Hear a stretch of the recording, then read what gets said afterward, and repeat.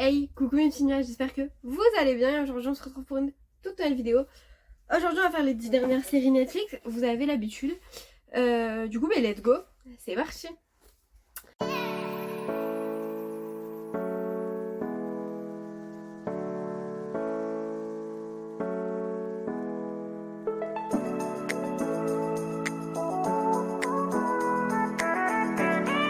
Alors première série c'est Cassandra que j'ai mis 7 sur 10. Donc on suit une famille qui déménage dans une vieille maison abandonnée qui est remplie de technologie. Et cette technologie, c'est plutôt une IA qui se nomme Cassandra. Sauf que Cassandra, elle apprécie moyennement qu'on vienne la déranger. Et on va découvrir qu'en fait, elle a perdu sa famille, qu'elle s'est transformée en IA. Et du coup, elle va vouloir se débarrasser de la mère de la famille et reconstruire en fait sa vie avec du coup les enfants et le mari. Sauf que ça ne se passe pas tout à fait comme prévu. Mais pour que vous en découvriez un peu plus sur tout ça, je vous invite à regarder la série. Par contre, faut pas avoir peur de perdre toute votre maison, parce que je sais que moi, quand j'ai regardé la série, j'avais envie de vendre tous mes trucs électroniques.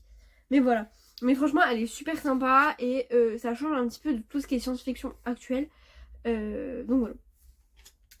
Ensuite, il y a Macho Alpha, je l'ai mis 8 sur 10. Donc on suit la vie de 4 hommes qui ont dans la quarantaine. Et ils doivent s'adapter à la nouvelle société où les femmes s'émancipent de plus en plus et prennent beaucoup plus de pouvoir et de droits. Et du coup, en fait, on explore le changement de ces 4 hommes de façon un peu humoristique. Il y en a qui vont divorcer de leur femme, il y en a qui vont être un petit peu entre deux relations, enfin bref. C'est vraiment une série que je vous recommande, elle est vraiment très drôle. Et voilà, ils vont même aller dans des groupes spéciaux pour les machos, un peu comme les conférences Stop Tabac là. Mais sauf que là c'est pour les machos. Il y en a même un qui va à la fin créer sa société un peu dans le même style. Enfin vraiment c'est très très très, très drôle. Et je pense que c'est aussi à l'image de notre... Enfin à l'image du jour, étant donné qu'il y a encore des hommes qui se croient tout permis. Et au final, les femmes, on a un peu pris le dessus, entre guillemets, dans le sens où c'est plus la femme à la maison et l'homme au travail. Et je pense que c'est important aussi de voir un petit peu que les femmes s'émancipent et qu'elles prennent un peu plus de pouvoir au sein de la vie de famille et au sein de la vie de couple, mais au sein de la vie tout court. Ensuite, il y a Chère Petite que j'ai mis 6 sur 10. Donc on suit Léna qui vit dans une petite cabane qui est très sécurisée avec ses 2 enfants. Leur quotidien est contrôlé par un ravisseur. Sauf que Léna va réussir à s'échapper avec ses enfants suite à un accident de voiture. Mais elle se retrouve mêlée à une enquête qui est survenue 13 ans auparavant. On découvre un petit peu ce qui se passe dans l'enquête. Mais alors moi j'ai pas trop kiffé, je trouve que c'est un peu creepy quand même. Mais voilà. Mais je vous invite à la regarder. Franchement elle est plutôt bien faite. Mais ouais, moi c'est un peu le côté un peu creepy qui m'a un peu dérangée dans cette série.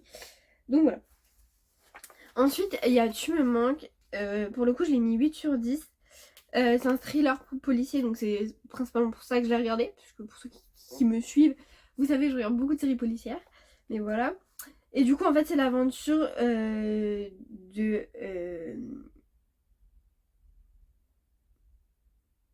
Kat qui tombe sur le profil de son ancien fiancé qui a disparu la veille de son mariage, donc 11 ans avant.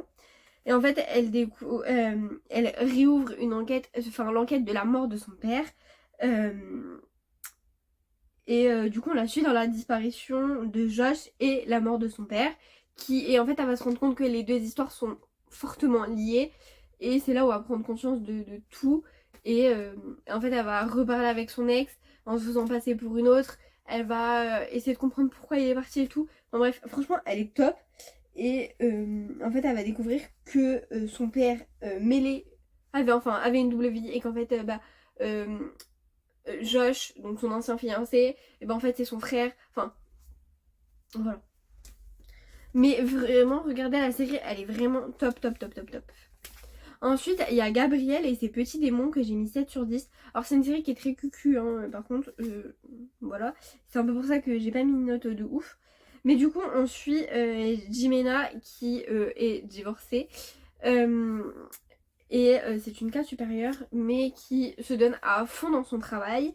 Et du coup, elle va engager Gabriel en tant que babysitter. Alors Gabriel, à la base, c'est un cow-boy, mais c'est le neveu de l'ancienne babysitter. Donc elle va l'engager.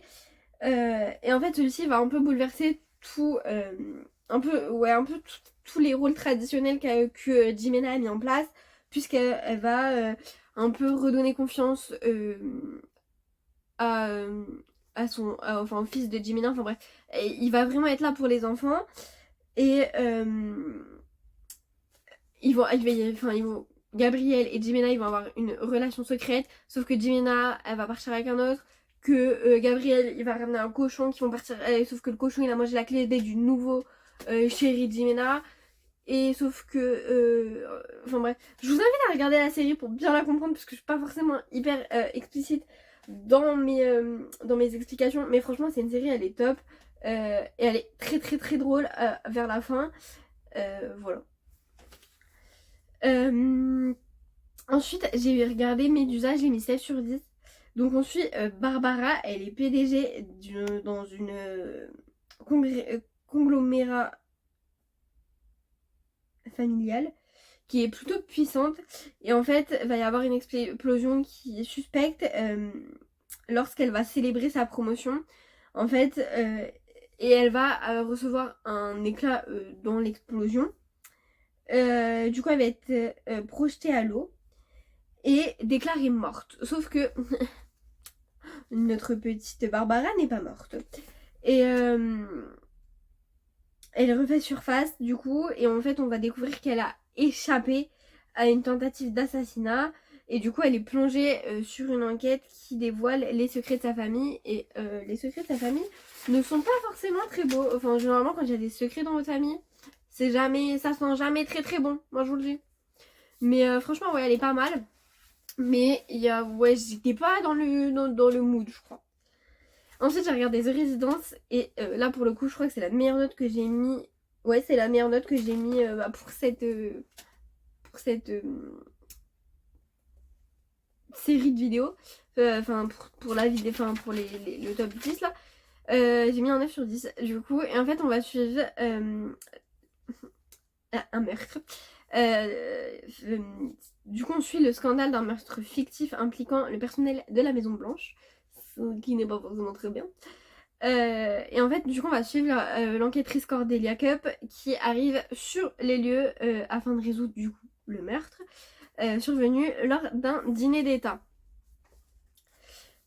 Et du coup, tout au long de l'enquête, en fait, va y avoir différents conflits entre les différents personnages de la Maison Blanche et notamment avec notre enquêtrice. Et en fait, on va découvrir que la réponse a été sous nos yeux depuis le début, que même nous, et nous aussi, en fait, on se sent plongé dans l'enquête. Et c'est vraiment ça que j'ai aimé dans cette série, c'est que nous aussi, on se sent plongé dans l'enquête. Et en fait, on a la réponse sous les yeux depuis le début, hein, parce que il y a... Alors je vais pas vous spoiler, donc je vais pas vous dire, mais il y a un élément qui est là au début mais qui est pas là à la fin. Voilà, c'est tout ce que je peux vous dire. Ensuite il y a The Gentleman, je l'ai mis 7 sur 10. Et du coup en fait on suit Eddie qui est un Aristote qui hérite du domaine de son père. Et il découvre plutôt une plantation de produits pas très très légaux, hein. Et du coup, en fait, il va se trouver plongé un peu dans le monde dangereux. Enfin, dans un monde dangereux qu'il ne connaît absolument pas, puisqu'il n'était pas du tout au courant de tout ça.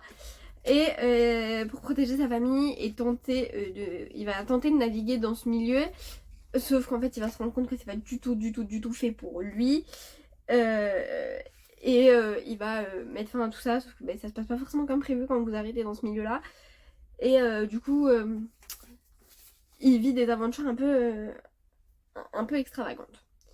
Ensuite, il y a On Paris que j'ai mis 8 sur 10 qui est vraiment pas mal. Alors moi, ça m'a fait penser un petit peu au quartier des Desperate Housewives à un moment donné. Mais vous me direz si vous l'avez regardé et si vous avez fait penser à ça. Mais du coup en fait on suit Issa qui est un jeune journaliste qui est spécialisé dans dans les paris sportifs. Et en fait il a le don de pouvoir voir les résultats à l'avance. Enfin il prédit les résultats dans sa tête. Enfin je sais pas comment vous expliquer mais je pense que vous avez compris. Et en fait il va...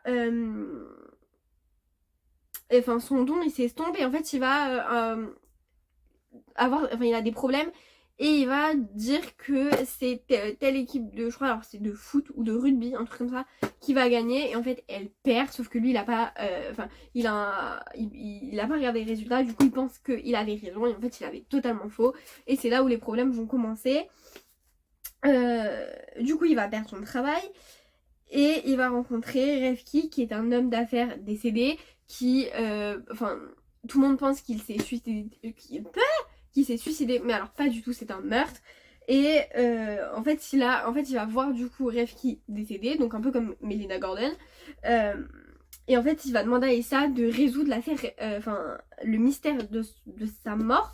Et il va demander d'aller voir sa fille. Alors sa fille ne lui parle, la fille de Refki ne parle plus du tout à Refki depuis des années. Mais il va demander à Issa d'aller voir la fille de Refki pour lui expliquer qu'en fait son père ne s'est pas suicidé, puisque pour elle il s'est suicidé, puisque c'est un égoïste, enfin bref. Voilà. Mais franchement elle est plutôt bien. Et enfin il y a faute de preuves que j'ai mis 8 sur 10. Du coup on suit Emma, une journaliste qui met en lumière les criminels qui échappent à la justice. Et elle mène une enquête... elle est menée du coup jusqu'à Léo qui est accusé de la disparition d'une adolescente. À savoir que Léo c'est un jeune employé.